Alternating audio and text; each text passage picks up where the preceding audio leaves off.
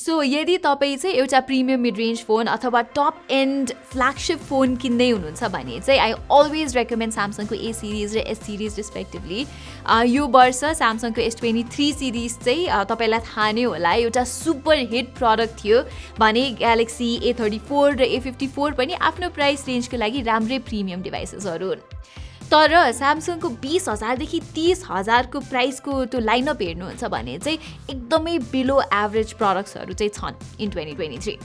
स्यामसङले currently last इयरको lineup पनि sale गरिरहेको छ, जस्तै galaxy A04s, A13, galaxy F13, A23हरू जुन चाहिँ were actually not very good products.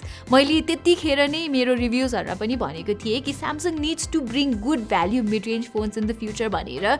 So मैले चाहिँ एक्सपेक्ट गरेको थिएँ कि स्यामसङले यो वर्ष चाहिँ इम्प्रुभ गर्छ होला भनेर, तर unfortunately that's not the case again. मसित चाहिँ स्यामसङको यो latest galaxy A14 4G model छ जसको 4GB ऱ्याम र 64GB स्टोरेज भेरिएन्टलाई पर्न जान्छ 21,000 रुपियाँ र अनेस्टली यो प्राइस रेन्जमा I think this is one of the slowest phones that I've tested in recent days.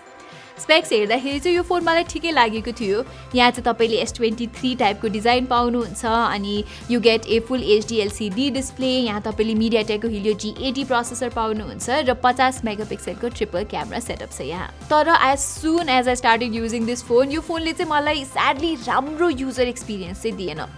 यो फोनको नर्मल पर्फर्मेन्स नै एकदमै लाग्यो कि मलाई अलमोस्ट फ्रस्ट्रेट नै गरिदिने खालको जस्तो छ। कुनै लाइट एप खोल्दा पनि यहाँ it takes more than a second, 5-6वटा एपहरू ब्याकग्राउन्डमा हुने बित्तिकै त झन् अझै स्लो भइदिन्छ र एपहरू पनि रिलोड भइदिन्छ। आई अन्डरस्ट्यान्ड कि यो चाहिँ एउटा बजेट फोन हो, तर honestly I did not expect the performance to be this bad के। इभन 3-4 वर्ष अगाडिको पुरानो मिड रेन्ज फोनको पर्फर्मेन्स पनि योभन्दा बेटर छ के। प्लस कम्पिटिसनलाई नै हेर्नुहुन्छ भने पनि 15,000 पर्ने रेडमीको 12Cमा पनि A14मा भए जस्तै हिलियो G85 चिपसेट नै छ, तर त्यो फोनको performance is fairly smooth. So I think यो फोनको स्लो पर्फर्मेन्स हुनुको मेन रिजन चाहिँ यसमा भएको सफ्टवेयर, यानि कि One UI 5.1 कोर चाहिँ it's not optimise for 4GB RAM र पुरानो प्रोसेसर। यो फोनको अरू एस्पेक्ट चाहिँ ठिकै नै छ है। फेरि डिस्प्ले एमोलेड नभए तापनि स्यामसङले चाहिँ यहाँ राम्रै LCD डिस्प्ले दिएको छ which is good for watching movies and stuff. यहाँ तर फेरि स्यामसङले ठुलो बेजल्सहरू चाहिँ दिएको छ, यस्तो आउटडेटेड नच पनि दिएको छ। सो पछाडिबाट चाहिँ S23 जस्तै देखिए पनि अगाडिबाट चाहिँ अलिकति चिप नै देखिन्छ।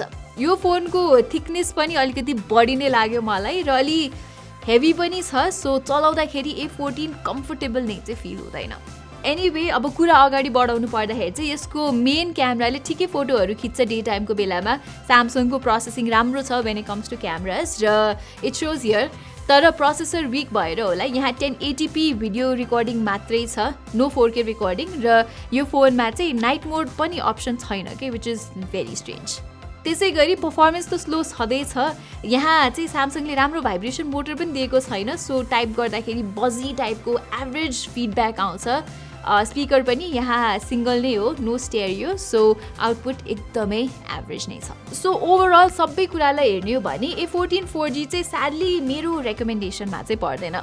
यस, I value Samsung as a brand अनि One UI पनि एउटा राम्रो र इजी टु युज UI हो। क्यामेरा पनि अरू ब्रान्डको भन्दा राम्रो छ, तर त्यो युजफुल भयो र यदि पर्फर्मेन्स नै एकदम स्लो छ भने र ओभर टाइम यसको पर्फर्मेन्स झन् स्लो हुँदै जान्छ र it would be an even more frustrating experience. So यही प्राइस रेन्जमा तपाईँले रेडमीको नोट 12 लिन सक्नुहुन्छ जसमा चाहिँ 120Hz एमोलेड स्क्रिन छ, फास्टर स्न्यापड्रागन 685 चिपसेट छ र 33 वाटको फास्ट चार्जिङ पनि छ अनि बक्सभित्रै चार्जर पनि आउँछ जुन चाहिँ A14मा तपाईँहरूले छुट्टै किन्नुपर्ने हुन्छ। अनि यदि तपाईँहरू चाहिँ धेरै गेम खेल्नुहुन्छ भने I suggest you go with the पोको M5 जसमा चाहिँ निकै पावरफुल हिलियो G99 चिपसेट र 90Hz स्क्रिन पाउनुहुन्छ तपाईँले।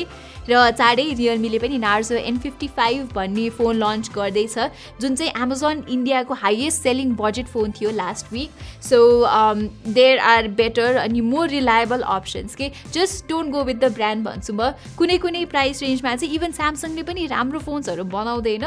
यो चाहिँ एकदमै एउटा स्याड रियालिटी नै हो भनौँ न। तर यस्तो पहिला चाहिँ थिएन है। आई रिमेम्बर कि 2-3 वर्ष अगाडि Samsung use to make good budget phones. जस्तै फर्स्ट लकडाउनको टाइममा चाहिँ दे लन्च ग्यालेक्सी M21 जसमा एमोलेड स्क्रिन थियो, एक्जिनोस 9611ले राम्रै पर्फर्मेन्स दिन्थ्यो र मेन 48 मेगापिक्सेल र 20 मेगापिक्सेलको क्यामेराले चाहिँ बेस्ट फोटोहरू खिच्थ्यो कि। त्यसै गरी 2021मा स्यामसङले लन्च गरेको ग्यालेक्सी F22 पनि एउटा निकै दामी बजेट फोन थियो with AMOLED display, 90 hertz refresh rate र गुड क्यामरास। सो एभ्रीवान, यही नै थियो हाम्रो स्यामसङको latest budget phone galaxy A14 4G को रिभ्यू। आई होप कि अब आउने दिनहरूमा चाहिँ स्यामसङले राम्रो मिड रेन्ज र बजेट फोन्सहरू लन्च गर्छ होला which are more value for money. तपाईँको यो कुरामा के विचार छ तल कमेन्ट सेक्सनमा चाहिँ हामीलाई भन्न नबिर्सिनु होला। यति भन्दै म प्रतिमालाई बिदा दिनुहोस्। धन्यवाद।